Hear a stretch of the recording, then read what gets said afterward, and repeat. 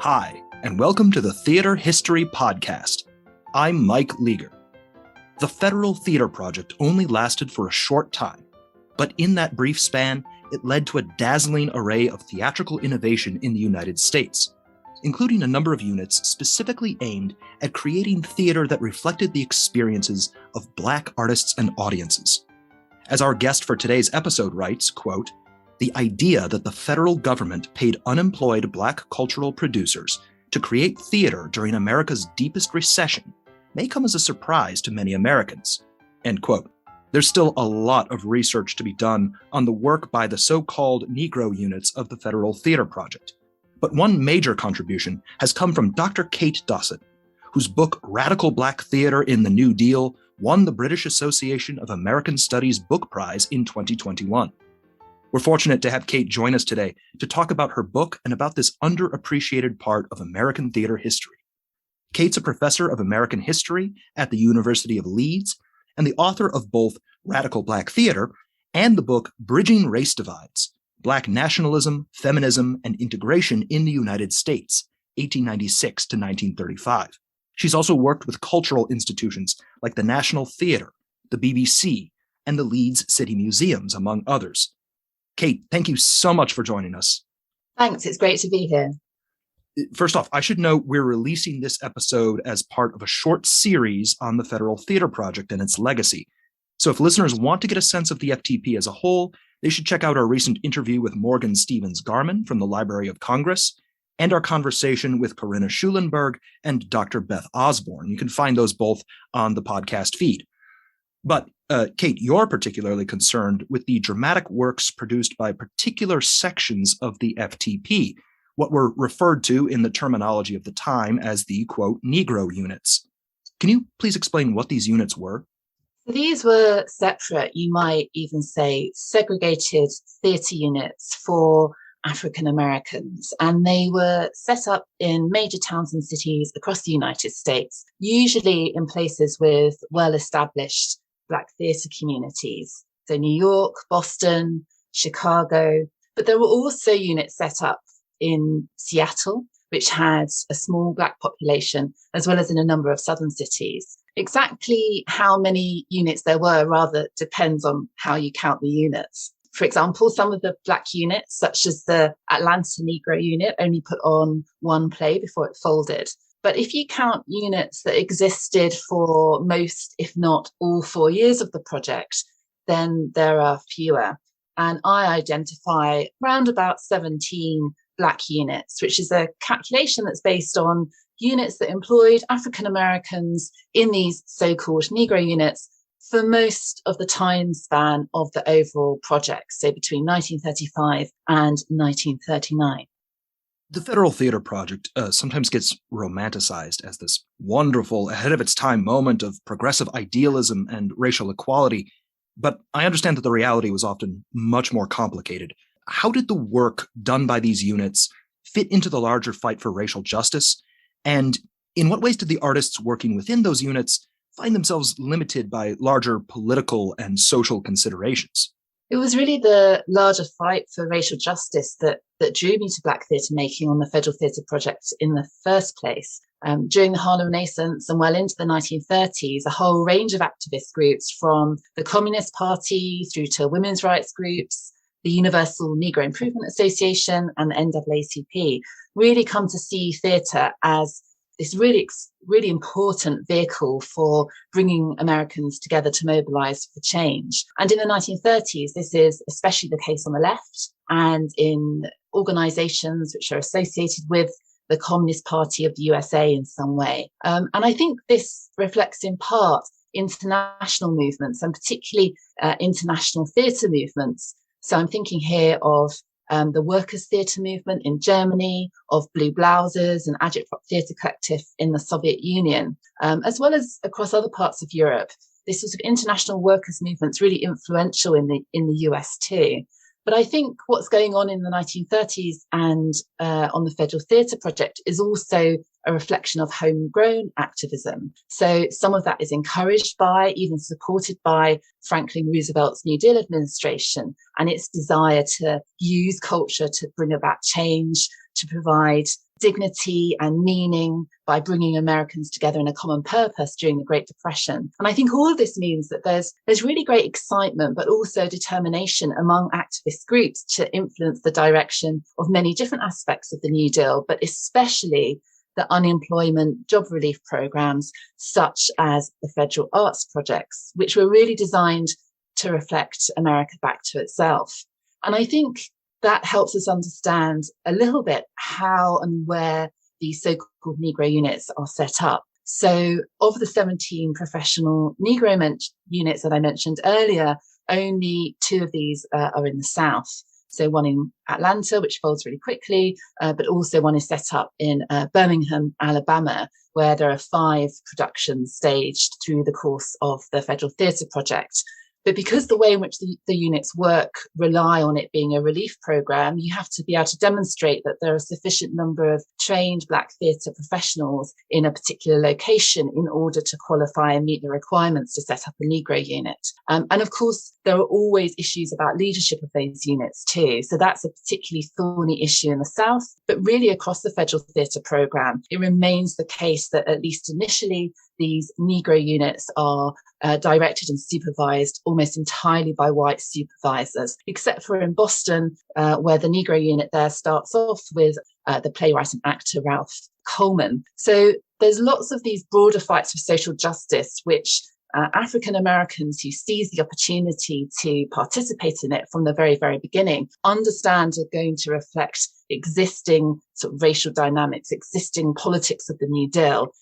Some of the debates that are taking place between Southern Democrats and Republicans in Congress, all of this comes to play in the sort of politics in place of the Federal Theatre Project between 1935 and 1939. But I think one of the other things that's really reflected in the Black dramas, as well as the administration of these units, is some of the broader debates about the New Deal and its purpose. So some of the most trenchant critics of the New Deal in general really set their sights on the Federal Theatre Project early on because they think it's a really easy target.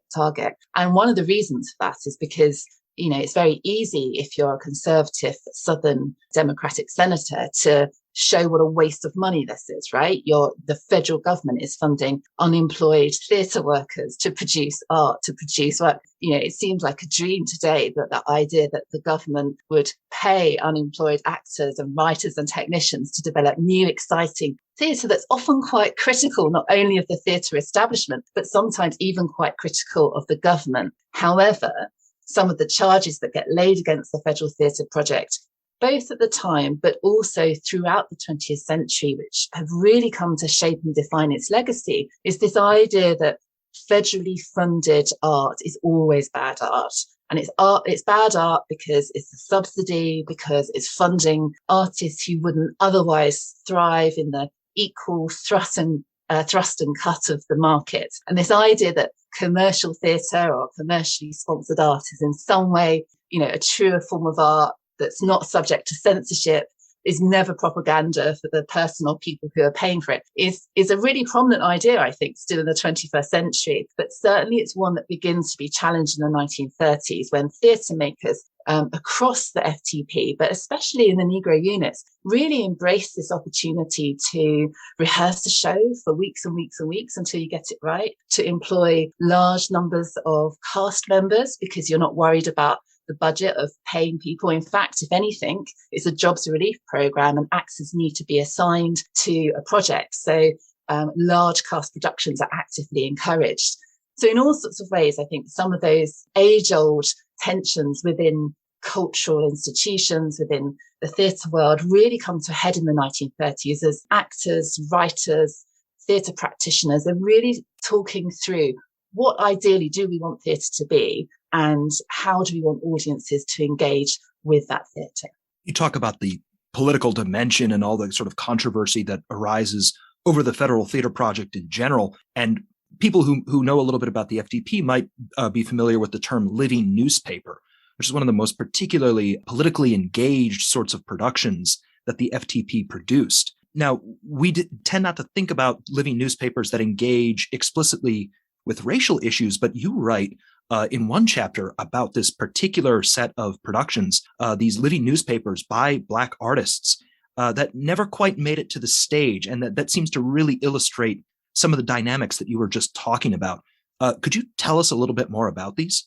Yeah, so just briefly for any listeners that haven't encountered the living newspaper, the living newspaper, as the name suggests, combines the technique of newspapers and theatre to explore contemporary issues. And like much innovative and experimental theatre in the early 20th century, they are often associated with and rooted in experiments in theatre that follow the Russian Revolution, such as this international workers' theatre movement. And they come about in part because Hallie Flanagan, who's the director of experimental theatre at Vassar College, who goes on to be appointed as the director of the whole Federal Theatre Project. She's a big fan of non-realist theatre and of living newspapers in particular. She's the first woman to win a Guggenheim Fellowship, and she uses that to travel around Europe, where she encounters all kinds of weird and wonderful and exciting performances. And so under Flanagan's leadership, the Federal Theatre Project adopts this model, the living newspaper. And it's a model which is especially suited to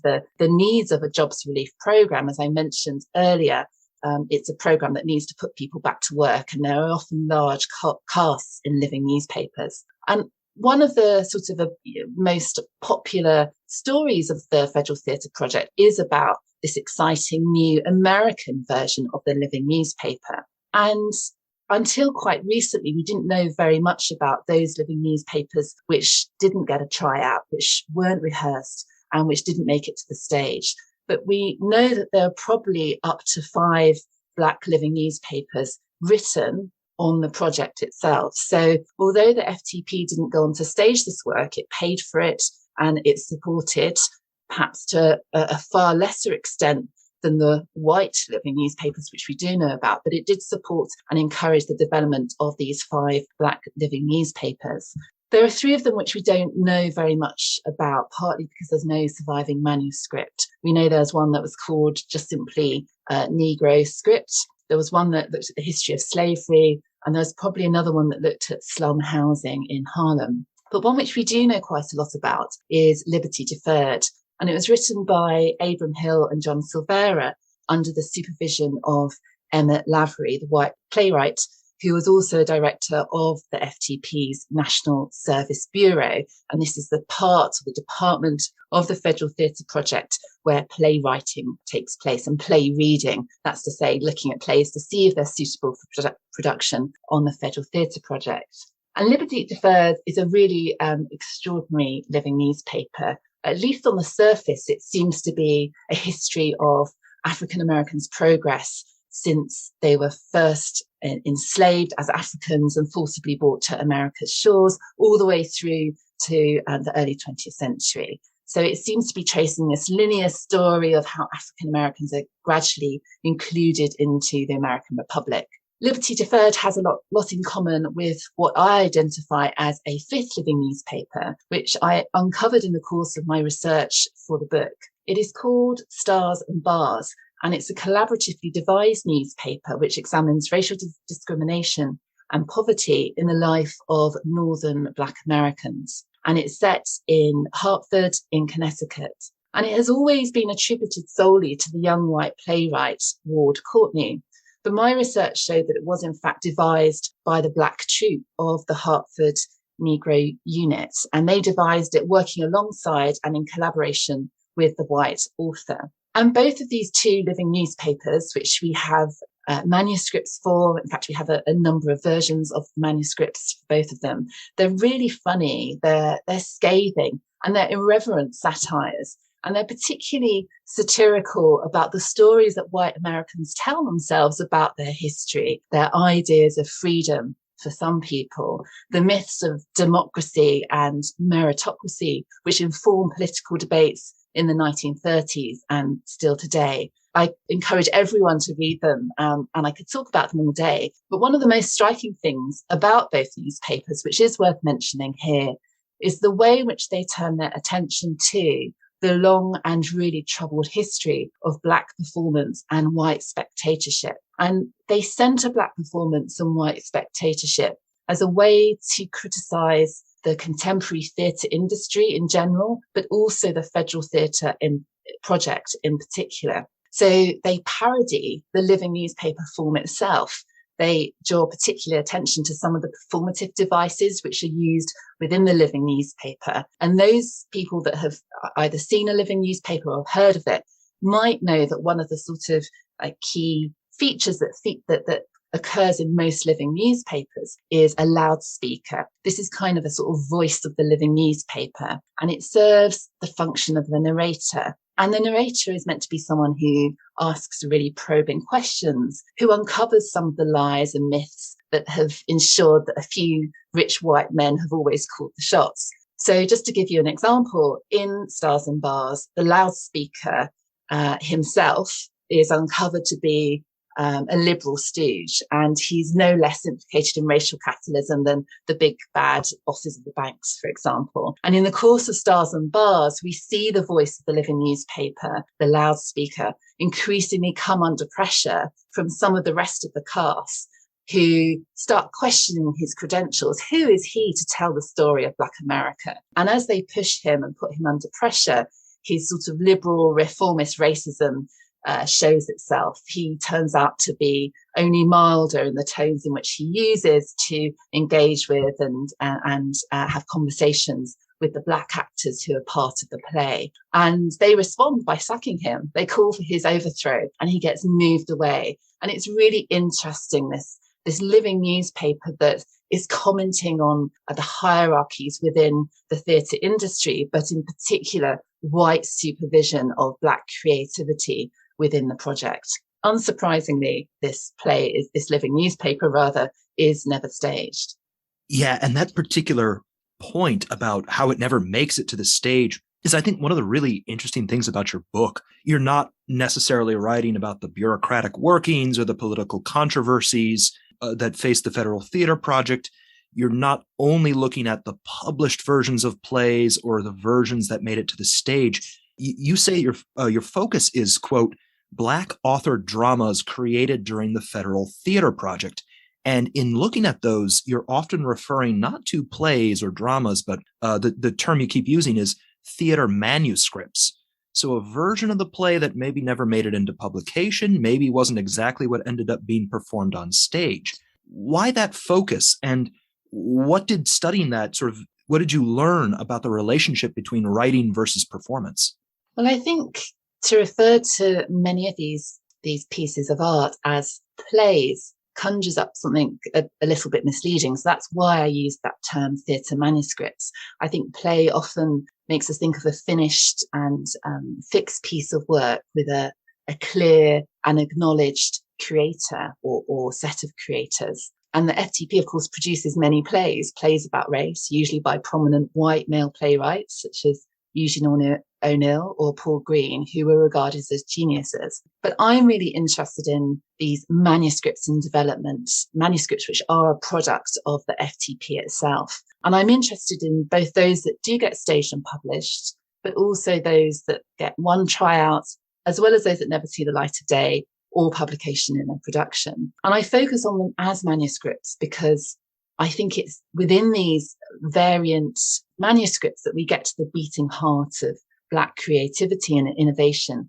in theatre in the 1930s, because it's in the developmental stage of these manuscripts becoming theatre, in the drafting, the redrafting of manuscripts, that we're able to see what matters to Black communities and especially to Black theatre communities. If, by contrast, we only attend to what white theatre and publishing industries thought was acceptable and worth staging in the 1930s and well beyond, then we only really get access to and learn about what white theatre and publishing gatekeepers thought was interesting. What this book was really interested in is what Black performance communities thought was valuable and important to them. And I guess I'm also really interested in the messiness of manuscripts, their slipperiness, rather than the polished or published texts and the revisions to all those texts. Most of the Black dramas or theatre manuscripts that I looked at for the book were not and are still not published. And even many of those that were staged exist still only in manuscript form. And I think in the manuscript form, we're much better able to access the collaborative nature of these dramas. The authorship of much theatre is often quite hard to pin down because it's an inherently collaborative art. And that means that the relationship between individual manuscripts and the performance version isn't always clear. But in some cases, it was possible to piece that together, maybe through looking at the playbill, through the director's report. Each director of a federal theatre drama had to write a report which included critical reviews, their own impression of audiences, the number of people who attended, changes that they made. We get lots of information about the scenery and the sets. And in those directors' reports called production bulletins, we are sometimes able to work out which version of an existing manuscript was actually performed. But I guess also I'm really interested in manuscripts because they are material objects of value and have a value in their own right, not least because they embody the labour of those who helped produce them and left their mark on them. So the manuscripts of the plays that I looked at for the book have many variations. And in those variations, we see documentation of moments of discord and conflict between those involved in the creative process. Sometimes this is conflict between Black creatives and white supervisors. Sometimes it's conflict between the Federal Theatre Project unit and local state officials who sometimes censor plays, including some Black plays. But we also see conflict between Black creative teams and their audiences. And documented on Black theatre manuscripts, on the pages of these manuscripts, we see crossings out, we see insertions, we see the deletion of swear words, the removal of racial epithets, the changing of characters' names to make them sound like they're not too closely associated with radical leftist activism, for example. So the manuscripts themselves, I think, are these extraordinary archival records of not just what was important to Black theatre communities, but how the debates amongst themselves, but also with the other people who were involved in the production of theatre, manifested themselves in this period between 1935 and 1939. You have a couple of case studies of this where you, as you're saying, you can kind of track the changes that are being made to a play as it goes from sort of the initial stages of production all the way to being something that is playing in front of an audience. Two of those in particular are the play Natural Man, and another title that listeners might be a little bit more familiar with, the stage adaptation of Richard Wright's novel Native Son. Could you tell us a little bit more about either of those, please? Yeah, so one of the things that really fascinated me from the outset and were the variations between the versions of some of the Black dramas that we did know about, which were developed and staged during the FTP. And we know about them because they were later published in the 1970s. And they were published in the landmark anthology by James Hatch and Ted Shine called Black Theatre USA, the first edition of which came out in 1974. And as they were my first introduction to these plays, I got to know them really well. So when I went to look at the variant manuscript versions in the archive, I was really struck by how the published versions seemed not just different, but somehow less, somehow tempered, made more respectable, lacking in some of the vitality, the anger of the earlier manuscripts. And in Ted Brown's Natural Man, which was one of these plays published in the 1974 Black Theatre USA anthology, we see some of these differences played out in really curious ways.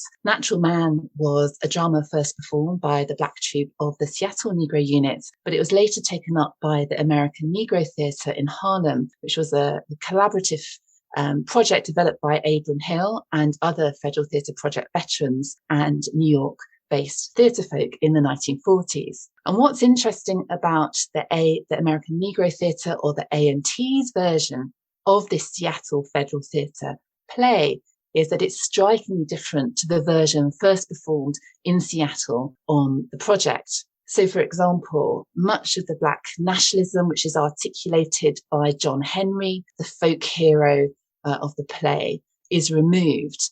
The revision of certain white characters is another really striking feature. So in the first version of the play on the Federal Theatre Project in Seattle, the folk hero dies testing his strength against a robot. He's working under forced labour conditions which are controlled by whites. But in the FDP version, John Henry dies resisting. He dies fighting the system and the racial heritage that has prevented him from controlling his own labour. In the American Negro theatre version, performed in 1941 and published in the 1974 Black Theatre Anthology, in this later version, the union labour scene is removed. So we don't have a sense of how Black workers have often struggled to forge coalitions with white labourers because of the racism of the union movement, for example. That's just completely excised. And the ending is completely changed in the later version too. John Henry dies at peace. He's seen the errors of his ways, which is standing up to white oppressors. Oh, and he's also forgiven his white oppressors too. So it's a really redemptive ending and a million miles away from the version that was performed by the Seattle unit, where Theodore Brown, the playwright, first wrote and staged his play. Another interesting thing about Natural Man is that it's being staged in New York City, uptown, in Harlem at the 135th Street Library, at just the same moment that a play that many people might have heard of, or at least read the book version of, is being staged downtown. So Richard Wright, the author who wrote Native Son, collaborates with Paul Green, a Southern white playwright who is much featured on the Federal Theatre Project. Hallie Flanagan loves Paul Green. He's the most performed white dramatist of so-called Black or racial dramas on the Federal Theatre Project. And unit after unit has troops groaning that they're having to do another Paul Green play. But Flanagan, as I said, really loves him. She gives a speech in which she compares him to Sophocles. But Richard Wright also admires Paul Green. He comes across his work, and in fact, whilst Richard Wright is working for the Chicago Negro Unit, he tries to get the Black troupe to do a production of one of Paul Green's plays called Hymn to the Rising Sun. And he writes about it in Black Boy. Wright later laments or regrets what he sees as the cowardice of the Black troupe, because they don't want to do the play. And what they don't want to do is play the role of chain gang labourers being beaten by white prison guards. Anyway, Wright has this admiration for Green, for the realism, for the despair that he sees depicted in some of his work. And this leads him to collaborate with Green on the stage adaptation of Native Son, which is put on by the director-producer team of Orson Welles and Jack Houseman. And it opens on Broadway in 1941, about the same time that Natural Man is running Uptown. And even though this event takes place after the Federal Theatre Project, it's really relevant, I think, to the story of Black creative collaboration with white theatre producers, playwrights and directors, not only because Green himself is the most staged white dramatist of the FTP writing about African American life, but also because Wright and Green fall out spectacularly over their competing visions for Bigger Thomas, the hero of Native Son. And I think that falling out over the nature of Black heroism reflects a much broader debate which is taking place in the 1930s, including in Black dramas of the Federal Theatre Project, such as Ted Brown's Natural Man. And the debate is this: whether it is or is not possible to portray a Black hero on the American stage. And ultimately, Green's vision for Bigger Thomas is one in which he believes in the tragic hero. He believes that Bigger Thomas is responsible for what he becomes, that he is a traditional tragic hero who brings about his own downfall. Richard Wright strongly resists this vision, and he writes a 7-page sketch called The Problem of the Hero, in which he outlines the disagreement between himself and the white playwrights. And he enlists the support of Welles and Houseman, who support him to some extent. And it's a long and complex collaboration, as many adaptations of books are. But in the end, the version that appears on the stage in New York is a mix of the two visions. Importantly, though, Paul Green has the power over the published version of their play, and Wright really hates that, and he hates his vision. Wright is determined to get into print the version of Bigger that he wanted on stage.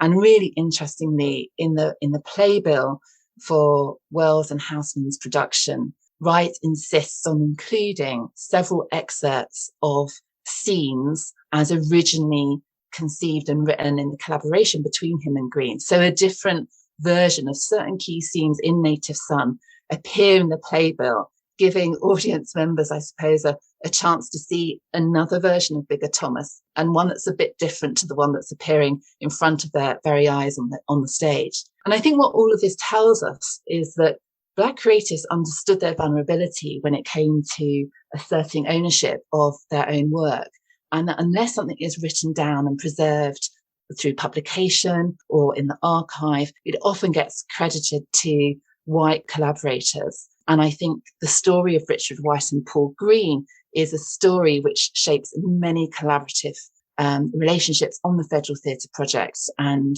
beyond. It's so interesting to hear about this disagreement between Richard Wright on the one hand and then Paul Green, the white playwright, on the other. And it is maybe a little bit of an opposite dynamic to some other cases that you write about where you've got plays, a play like Stevedore or another one called Haiti, which are written by white playwrights, but then you see Black artists take these texts and pretty significantly change them for performance. Could you tell us maybe a little bit about that sort of case? I think you're right. And it is really interesting how some of these white authored plays get adapted and used once the Federal Theatre Project has the control and agency over what happens to them. So again, I think some of what happens in those collaborations is something that's enabled in a positive way by the direction and power of the Federal Theatre Project. So I think one of the reasons why we often haven't heard very much about Black originated and developed drama on the Federal Theatre Project is because so many of the Negro units did produce white authored plays or adapt white authored plays, for example, by Paul Green and Eugene O'Neill. And that has contributed to the idea that the Federal Theatre Project did very little to develop Black authored dramas. But I think exploring some of the white authored dramas which were adapted really successfully by Black units allows us to challenge the very idea that dramas originated by white playwrights were white plays or were left intact as white plays, because the correspondence, the conversations, the debates about these plays really document the extensive revisions to manuscripts which were worked upon by Black theatre makers. And we see that documented very well on some of the manuscripts themselves. So one example would be the play Haiti, which is staged by the Harlem Negro Units and is a tremendous success. It has a really, really long run before being taken downtown. It also goes on tour around the Northeast. And it was written by a white New York Times journalist who shared a name with the leading intellectual of the American 20th century, William Du Bois. So he was called William Du Bois. And he wrote this terrible play, which was really designed to illustrate what he saw as the dangers of marriage between white and Black people. The Harlem Negro Unit adapt the play and they work really hard with local activist organizations to make it a Black play. So both in terms of adapting the manuscript itself and writing out some of the racial stereotypes.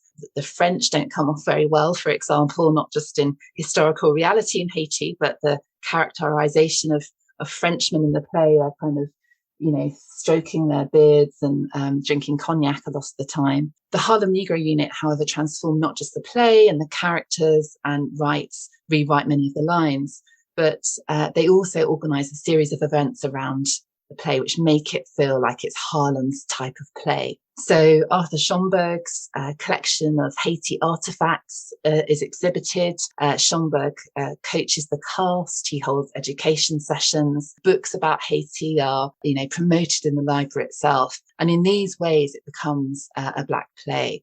And apart from all the sort of Federal Theatre Project evidence around how this play is perceived, we also have the critics' reviews and the unusual experience, I think, for many downtown white theatre critics who go uptown and are really surprised to be sitting in an audience where everyone doesn't look like them. So we also have some really great reviews in places like the New York Times of Brooks Atkinson and other theatre critics commenting on their experiences of being in an integrated audience, but also sometimes being a minority in a Black audience.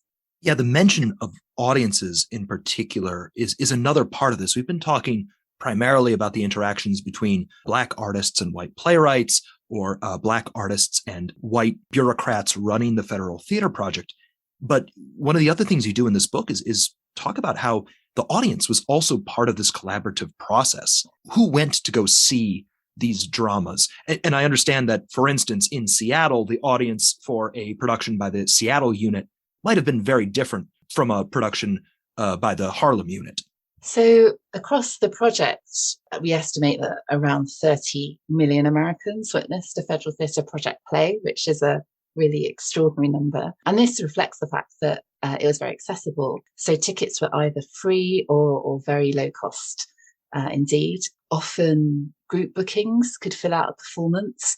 So a labour union or a community group or, a women's organisation would often book out the seats for their members. So sometimes just the very experience of being in an audience for a show would in itself be an incredible experience, whatever the show was, because you were in this politicized space. You were there because you were a member of a group that shared an identity in the first place. And that makes theatre a really different kind of experience, particularly for people many of whom would never have seen a live show in a theatre before. And I guess the other really important thing about audiences is that they were racially integrated even in the South. So this was a red line for the Federal Theatre Project. And in places where that didn't seem to be a possibility, they just didn't host shows. I think some of our evidence for how audiences worked and how they shaped plays, some of that evidence comes from critics who, as I mentioned previously, often comment on Black audience behaviour. But we also have some really interesting evidence, including from the Seattle unit. So after the Federal Theatre Project closed and its archive gets held onto, but not terribly well preserved, at least initially, by the Library of Congress, there's a series of oral history projects which are run out of George Mason University, led by the amazing scholar Lorraine Brown. And one of the things that this Federal Theatre Project research project does is to interview veterans of the Federal Theatre Project. And in particular, it's interested in African-American theatre makers on these units. So one person who is interviewed is Joe Staton. He becomes a leading light of the Seattle unit, both as an actor and as someone who devises and directs new work.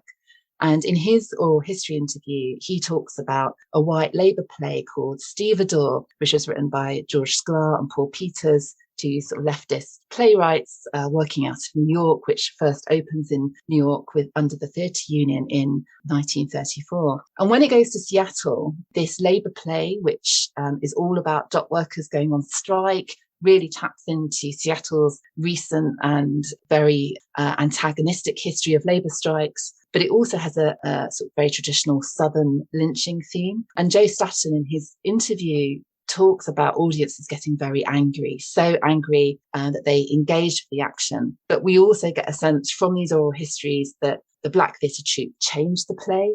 So although Stevedore is a play which is meant to illustrate Black and white workers coming together, it's white union members who come to rescue Black workers who are under threat of the white lynch mob. And that's what's written down in the text. When it came to production, we know from some of these oral interviews that the troupe changed the meaning of the play, and actually that the white Labour sympathisers never show up, or we think they probably didn't. So audiences give meanings to plays. Audiences were often very diverse. They could include, eminent New York Times theatre critics, but they also might include the unemployed. So many of the units collect money, and many activist organisations collect funds so that they can pay for free tickets for the unemployed. And we hear reports in the newspapers of groups of unemployed workers being shipped into New York City from Philadelphia and all across the Northeast to come and see a really exciting Black show. So it really is a theatre like no other in terms of the diversity of the audience, but also the type of access that people from all walks of life are given to experiencing lives, views and perspectives which are not their own. Yeah, and speaking of diversity, it's, we were just talking about integrated audiences, and obviously that's an important sort of step in terms of integrating theater audiences in the United States. But also, obviously, within communities, the identity of, say, the Black community in Harlem, that's not monolithic. There's a whole bunch of different conflicting viewpoints.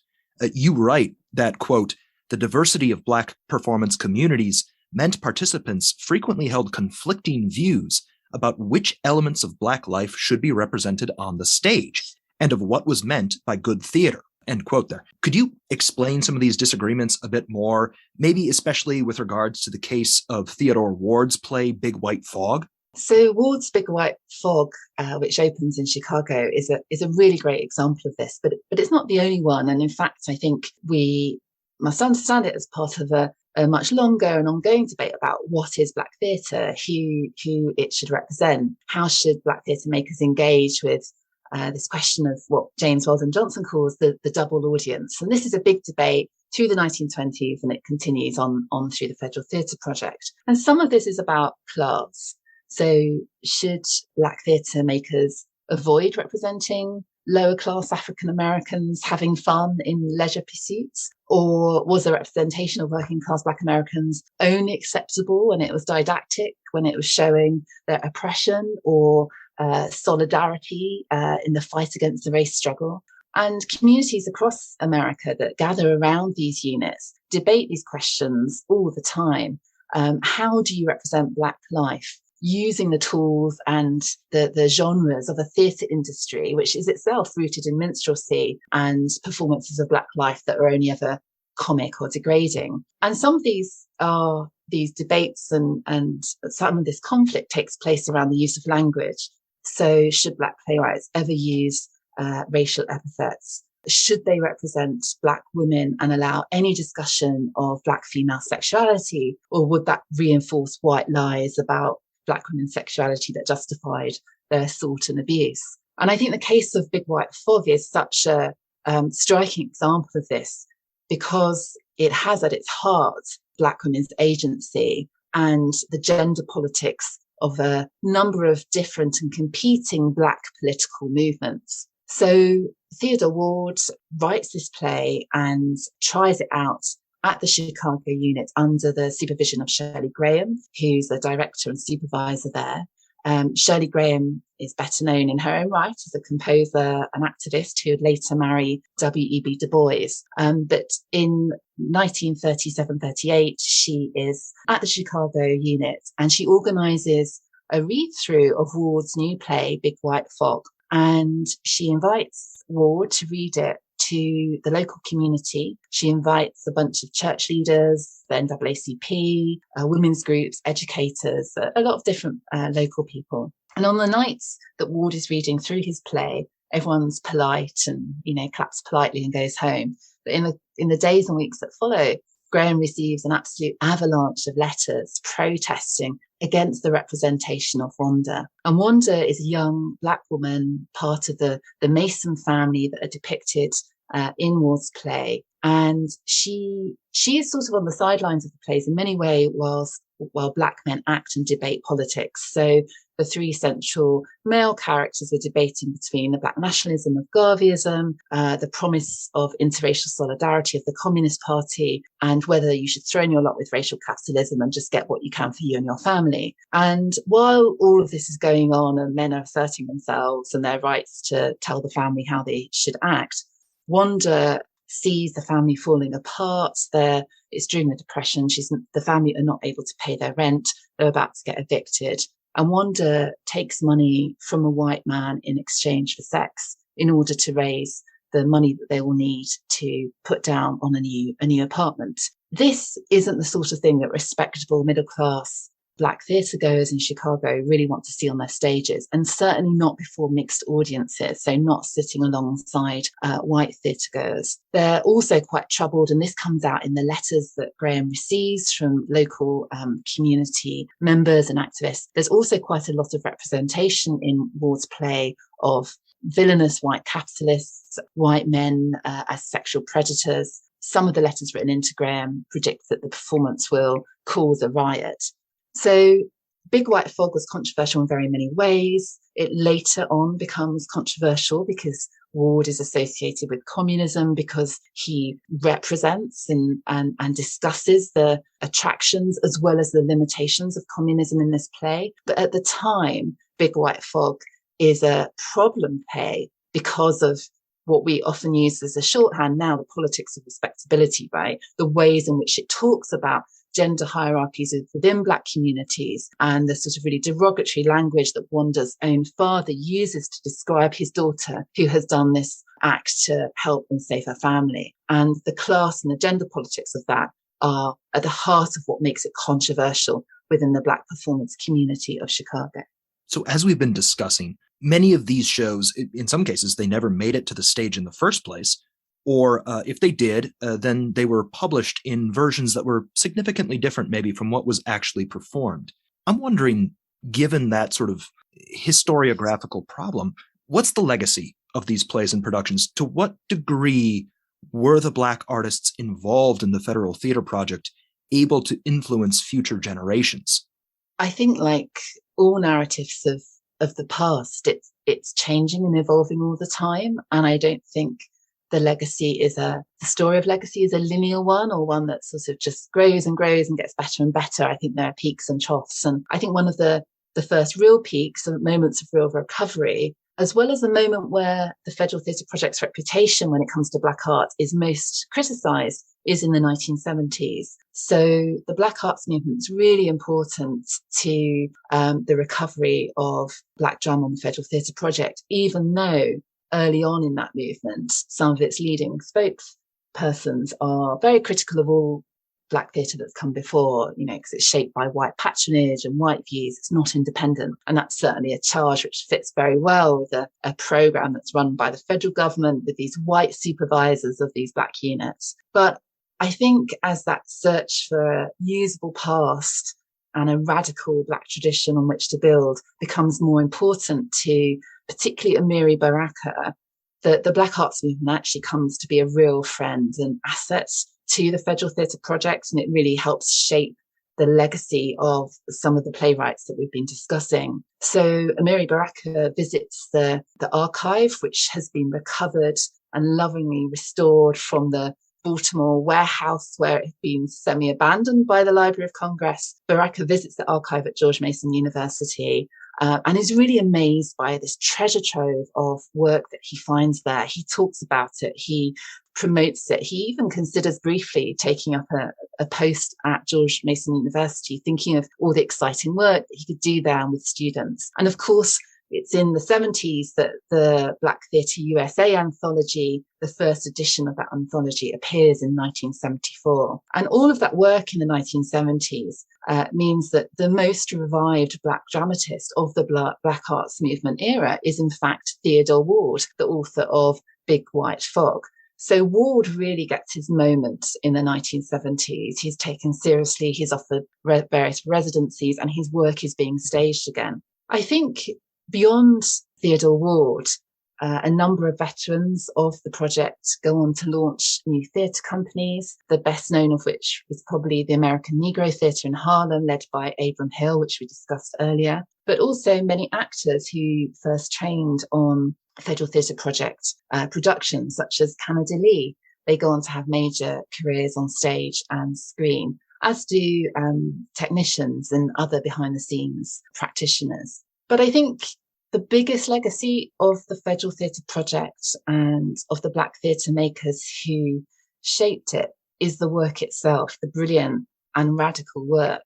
And I think that legacy of radical Black theatre making has shaped what's possible, even for those who didn't know it exists or haven't yet engaged with it directly. And it is becoming easier to engage with that work directly because it does have a life in the theatre, away from the manuscripts, which are mostly held in archives, which are not perhaps terribly accessible to many people. So some of these plays have been produced in and beyond the US. In 2007, Big White Fog opened at the Almeida Theatre in London. The Guthrie Theatre in Minneapolis also produced a version. University campus readings and productions are regularly performed of many of these Federal Theatre plays. I think the scope and international reach of the legacy of Black Federal Theatre Project is also really important. So a project that I'm working on at the moment explores African-American theatre manuscripts that travel to London. And in London, or in Britain, across Britain, you have to get a licence to stage any new play from the Lord Chamberlain's office. This is a form of direct censorship, and it shaped what plays are staged in Britain from 1737 to as recently as 1968. As a result of which, you had to send in a play, it had to be approved, sometimes it was censored, sometimes it was amended, other times it was refused a license, but that copy stayed at the Lord Chamberlain's office. So it has also become an archive, a treasure trove of theatre manuscripts. And there I have uncovered some of the Federal Theatre Project plays produced by Black troupes that made their way to London in the 1930s and 40s. And I suppose finally, I think that if we pay more attention to and really engage with this remarkable moment in Black theatre making, we have a real capacity to reinvigorate our ideas about what theatre canons are in the United States, who makes them, what use they serve, what constitutes a classical drama.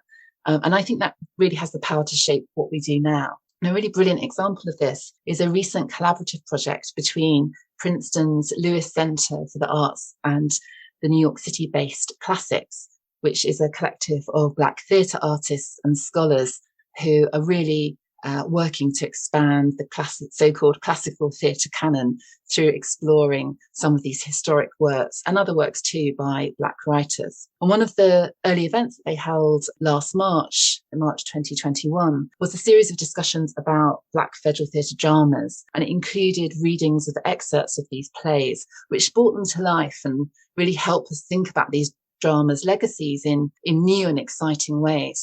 And particularly for me, who spent a lot of time looking at these manuscripts, looking at the variant versions, the scribbles, the things that got changed, one of the things that I really enjoyed seeing and hearing actors performing these plays was how much they brought out the humour in these plays. And many of them are, 30s plays, they're sort of social realist plays, they're serious dramas, right? They're moving away from the idea that Black performers are there to entertain white audiences. These are serious dramas addressing serious issues, but they're also extraordinarily funny. They're funny as satire, they're biting, they're irreverent, but they're also very warm. And that warmth and that humour is something that I think new productions and new rehearsed readings of these plays will help bring these plays to a new generation of theatre makers and theatre audiences. Kate, I have to say, reading the book was just really opened my eyes to a bunch of stuff that really should have been on my radar, I think, before. But it's really, I think, just kind of wonderful in terms of the research you're doing and what you're bringing to readers' attention. And I suspect, like me, many readers at this point, or many listeners at this point, might be wondering, how do I find out more stuff? I mean, you've mentioned a few resources already, the Classics Project, for instance. Where might listeners who want to find these dramas, learn more about them, where might they start? If you had great access to a library or libraries which are well-funded, a good place to start would be Black Drama, the third edition. And this is a collection of digitized plays by theatre makers from across the African diaspora. And it has copies of the plays we've been talking about today, of many Black federal theatre dramas. Unfortunately, these aren't always the FTP versions that I explore in the book. And so in my book, I include an appendix at the end of it, which contains details of different versions of the manuscripts and where you might find them. So if you're really interested in the sort of, I hesitate to use this word authentic, but in versions of these plays which were debated and staged in the 1930s, you can look through the appendix in my book to find that out. But Black Drama, this digitized collection of plays, is a really great resource. But more accessibly, some of the plays I talk about in the book were scanned and digitized by the brilliant librarians and archivists who look after Federal Theatre Project collections, especially those at George Mason University. So a big shout out to the brilliant Special Collections team there. One of the plays you'd be able to access, for example, is the amazing living newspaper Stars and Bars, produced by the Hartford Negro Units. I got that scanned by librarians there, and that's now freely available on the George Mason University Archival Repository Archive. They have a number of other scanned Federal Theatre Project plays there too. But if you're excited by this material and you want to read a living newspaper for the first time, I think Stars and Bars at GMU would be a great place to start. We'll post additional links in our show notes that will let you learn more about Kate's book and about Black artists and audiences during the Federal Theatre Project. Kate, thank you so much for taking the time to speak with us today. Thanks, Mike. If you'd like to continue today's conversation, please visit theaterhistorypodcast.net and follow @theaterhistory on Twitter. Just a note, theater is spelled THEATRE in our website URL, and it's spelled TER at the end in our Twitter handle. Our theme music is The Black Crook Gallop, which comes to us courtesy of the New York Public Library Libretto Project and Adam Roberts. Thanks as well to Tip Kress, who designed our logo. And finally, thank you for listening.